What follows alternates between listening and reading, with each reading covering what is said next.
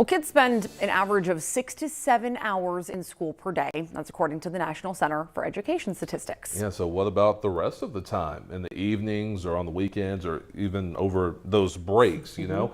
So ABC's Christian Cordero reports on what makes learning outside the classroom all the more important. Kids may be in school for 6 to 7 hours a day, but a majority of their time is spent outside of the classroom. They're learning when they're not in school.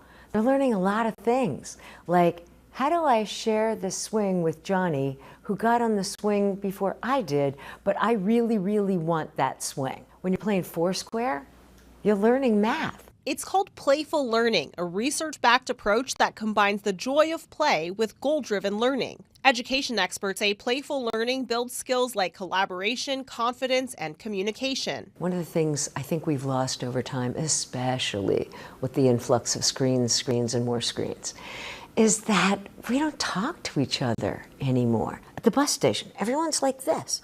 On the bus, everyone's like this. No one's speaking. No wonder. We are the most anxious generation. Our brains are meant to be social, full stop.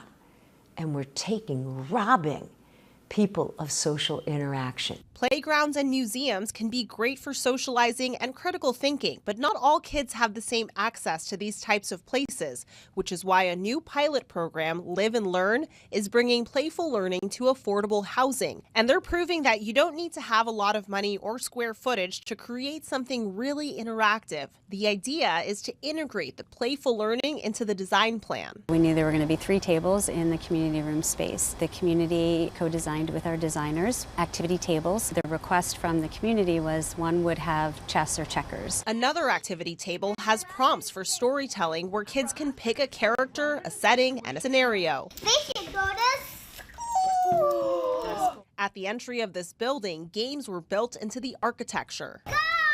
Run the Road was a theme that came directly from the community.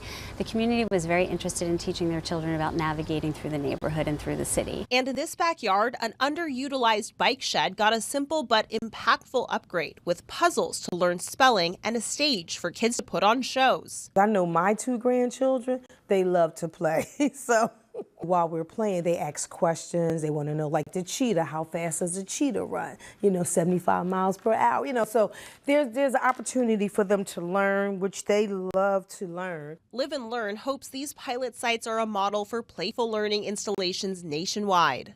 Christian Cordero, ABC News.